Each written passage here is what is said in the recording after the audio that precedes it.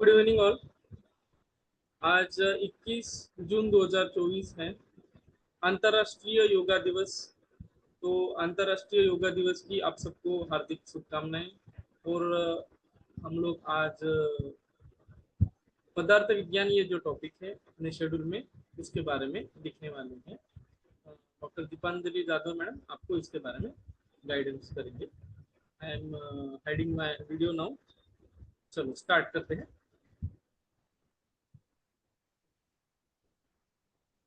तुम्हाला होस्ट करू madam? Okay चालेल। दिसते स्क्रीन दिसते मॅडम, चालू करा। हो सर.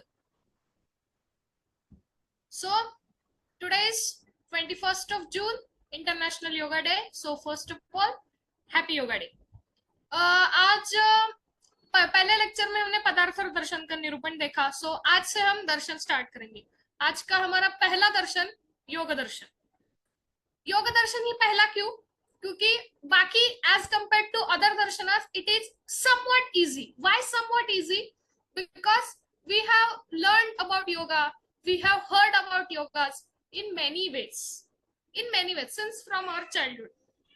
लहानपणापासून आपण ऐकलेलं आहे. त्यामुळे थोडंफार का असे ना योगाबद्दल आपल्याला माहिती असते. त्यामुळे दर्शन सारख्या टॉपिक मध्ये एंटर करताना पहिल्यांदा योग दर्शन. तर त्याचे कर्ता प्रवर्तक महर्षी पतंजली. हा एमसीक्यू ला येऊ शकतो तुम्हाला क्वेश्चन.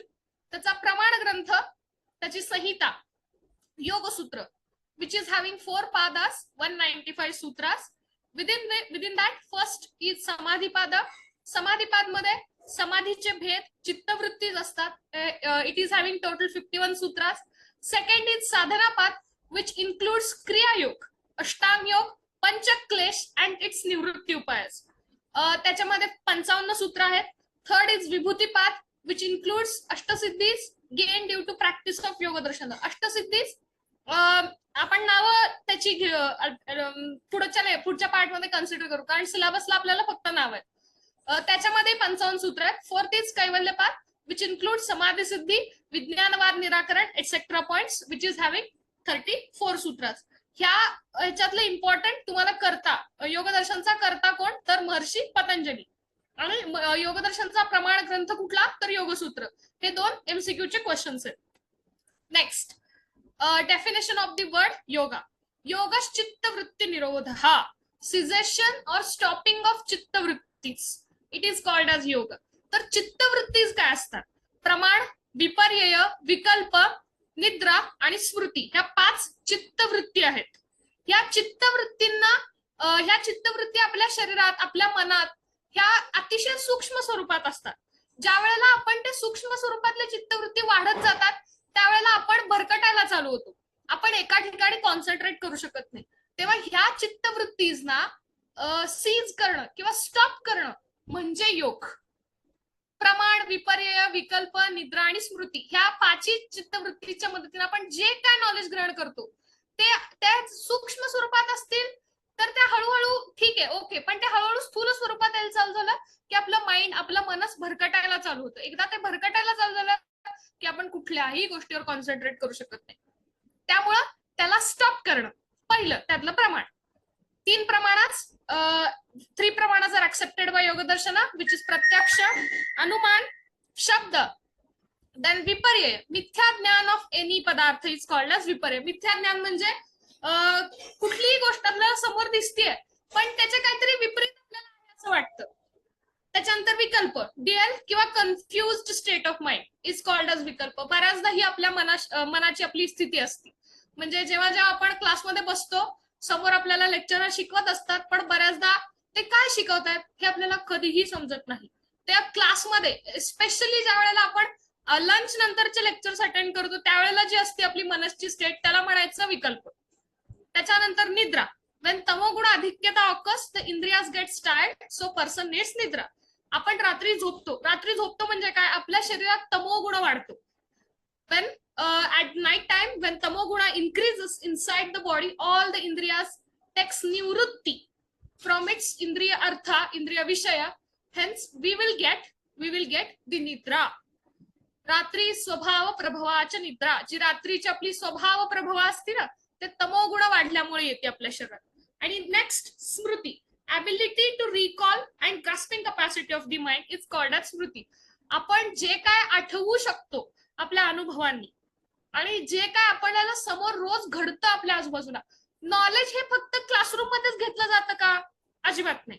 नॉलेज हे आजूबाजूला घडणाऱ्या प्रत्येक गोष्टींनी घेतलं जातं. प्रत्येक गोष्ट जी काय तुमच्या आजूबाजूला घडते ती तुम्ही कशी ग्रास्प करता, ती तुमची ग्रास्पिंग कॅपॅसिटी काय आहे, ह्याला स्मृती म्हणतात. तुम्ही आता परत एकदा सांगते, ह्या 5 चित्तवृत्तीच्या मतीनं, म्हणजे हे 3 प्रमाण, त्याच्यानंतर विपर्यय, विकल्प, निद्रा अवस्थेतलं नॉलेज काय असेल तर निद्रा अवस्थेतलं नॉलेज किंवा निद्रा अवस्थेतलं ज्ञान म्हणजे तुमची स्वप्न. त्याच्यानंतर स्मृती, या 5 पद्धतीने घेतलेलं ज्ञान, ह्या 5 पद्धतीने घेतलेलं ज्ञान जर त्या ह्या 5 चित्तवृत्ती खूप जास्त प्रमाणात ऍक्टिव्हेट असतील आपल्या शरीरात, आपल्या मनसमध्ये, तर ह्या 5 घेतलेल्या नॉलेजला पण आपण कॉन्सन्ट्रेट करू शकत नाही.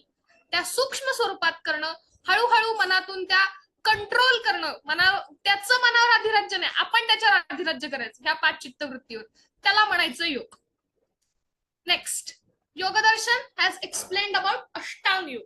अष्टांग योग हा तुमचा 5 मार्क्सचा शॉर्टेस्टचा क्वेश्चन आहे, ऍज वेल ऍज ज्यावेळेला तुम्हाला पूर्ण एखादा योग दर्शन पडतं त्या योगदर्शन हा तुमचा 10 मार्क्सचा लॉंगेस्टचा क्वेश्चन आहे. त्याच्यामध्ये तुम्हाला अष्टांग योग तुम्ही कर्सर वगैरे वापरू शकता बरं का, त्याच्याने मुलांना ना थोडं ते पॉइंट्स हायलाइट करता येतात. राईट क्लिक करून स्क्रीन ऑप्शन मध्ये बघा पॉइंटर ऑप्शन्स आहेत, पॉइंटर ऑप्शन त्याच्या खालचं, स्क्रीन नाही पॉइंटर ऑप्शन त्याच्या खालचं, हा म्हणजे हायलाइट करताना तुम्हाला सोपं पडेल, पेन हायलाइटर असं वापरू शकता. Okay sir, okay, continue. So Ashtang Yoga. Ashtang Yoga is a short essay question. Okay. Yama 5 marks for 5 marks. Only Ashtang Yoga. Total Yoga Darshan is a long essay question. So Yama, Niyama, Asana, Pranayam, Pratyahar, Dharana, Dhyan, and Samadhi. Sequence is must. हाच sequence, याच सिक्वेन्सने अष्टांग योग by heart करायचे. यमानंतर नियम, नियम नंतर आसन, आसन नंतर प्राणायाम, प्राणायाम नंतर प्रत्याहार, मग धारणा, मगच ध्यान आणि मग समाधी. सिक्वेन्स मिस आउट करायचा नाही पेपरला लिहिताना.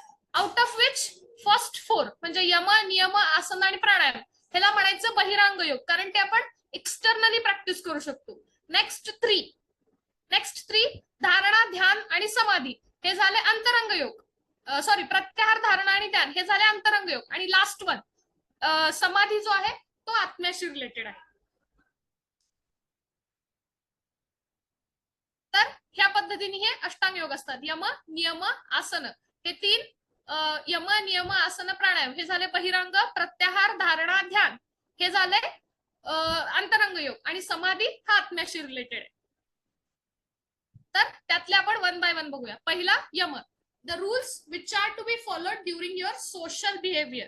These are totally 5 types. हे 5 टाइप्स मी लिहिलेले. सोशल बिहेवियर, तुम्ही समाजात ज्या वेळेला वावरता त्यावेळेला तुम्ही कुठल्या पद्धतीने वावरलं पाहिजे, तुमचं बिहेवियर काय असलं पाहिजे during your social behaviour. These are the rules. First one, अहिंसा, सत्य, अस्तेय, ब्रह्मचर्य अँड अपरिग्रह. 1 by 1 we will see. First one, अहिंसा. हिंसा इज वन ऑफ द दशविध पापकर्म. तुम्हाला अष्टांग हृदय सूत्रस्थान 2nd चॅप्टर दिनचर्या अध्यायामध्ये दशविध पापकर्म दिलेली आहेत.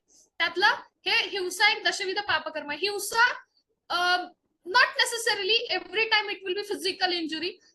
It may be the psychological injury also. प्रत्येक वेळेला मारलं म्हणजेच हिंसा झाली नाही. तुम्ही एखाद्याला मेंटली टॉर्चर करताय ती पण हिंसा असते. एखाद्यामध्ये तुम्ही भेद करताय, म्हणजे तू काळाच आहेस, तू गोराच आहेस म्हणून तू मला आवडत नाहीस, ह्या पद्धतीने एकमेकांच्यात भेद करणं ही सुद्धा हिंसा झाली. आपल्या मेडिकलच्या दृष्टीने तो पेशंट गरीब आहे, तो पेशंट श्रीमंत आहे म्हणून तो गरीब आहे म्हणून मी त्याला ट्रीटमेंट देणार नाही. डिफरन्शिएशन करणं पेशंटचं वर्णावरती, जातीवरती, त्याच्यानंतर त्यांच्या आर्थिक कंडिशन वरती, ही एक टाईपची हिंसा झाली. त्यामुळे आपण हिंसा नाही करायची, अहिंसा फॉलो करायची. नेक्स्ट, सत्य. सत्य मीन्स ट्रूथ स्पीकिंग. पर्सन आपण जे वागतो, आपले जे कृती करतो आणि आपली जी वाणी, ते दोन्ही मॅच झालं तर त्याला सत्य म्हणतात. सत्य बोलणं म्हणजे काय, माणसाच्या माणसाचं बोलणं आणि माणसाची कृती मॅच झाली पाहिजे, हे नेहमी लक्षात ठेवा. आता मेडिकल सायन्स मध्ये सत्याचा उपयोग काय? असं प्रत्येक वेळेला आता पेशंट मरणार आहे, तर आपण प्रत्येक वेळेला उठून पेशंटला हे नाही सांगू शकत की आता तू मरणारच बाबा. काही काही वेळेला पेशंटला धीर देणं हे सुद्धा एक सत्याचा प्रकार आहे. पेशंटला धीर देणं, नाही नाही ह्या एवढ्या कंडिशन मधून सुद्धा तू बरा होणार आहेस, हे पेशंटला समजून सांगणं, हे सुद्धा एक सत्य. ह्या पद्धतीने सत्य फॉलो केलं जातं यमचं. त्याच्यानंतर अस्तेय. स्तेय मीन्स चौर्य कर्म, due to interest in others money और व्हॅल्युएबल थिंग्स. माझ्या मित्राकडं, माझ्या मैत्रिणीकडं एवढे पैसे कमवले, मग आता मी कसे कमवणार? त्यानं काही पद्धतीने कमवले असतील पैसे, पण आपणही त्याच पद्धतीने कमवायचे का, ह्याचा विचार करायला पाहिजे.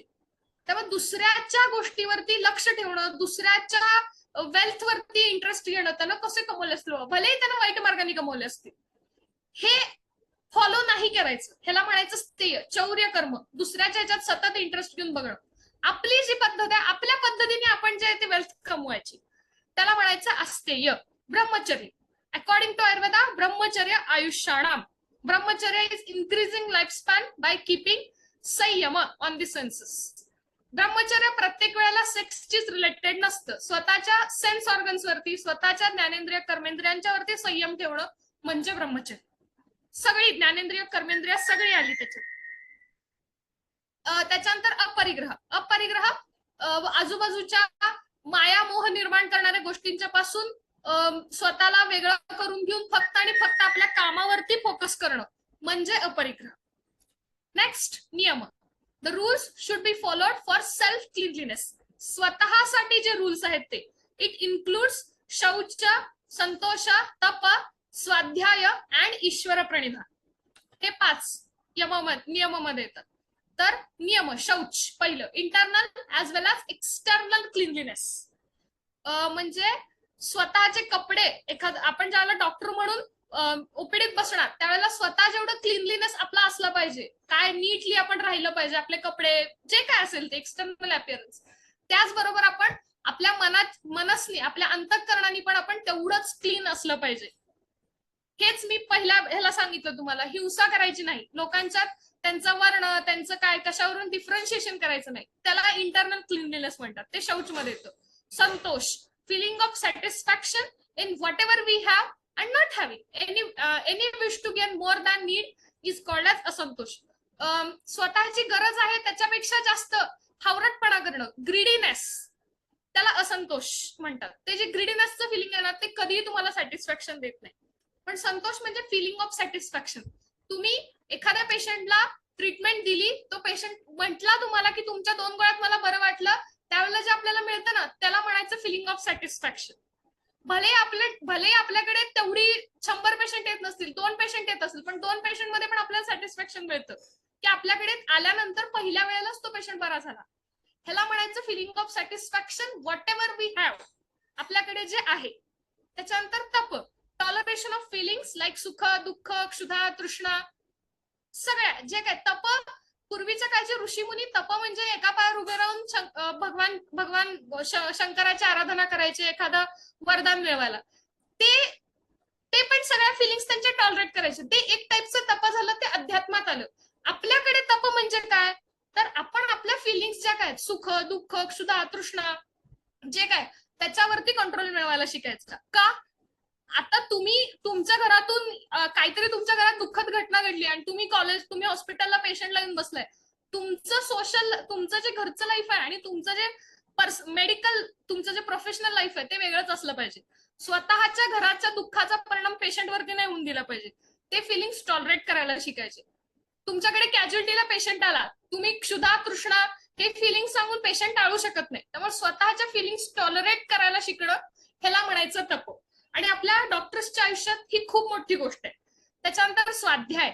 स्वाध्याय मीन्स लर्निंग. सो आपण रोज करतो अभ्यास.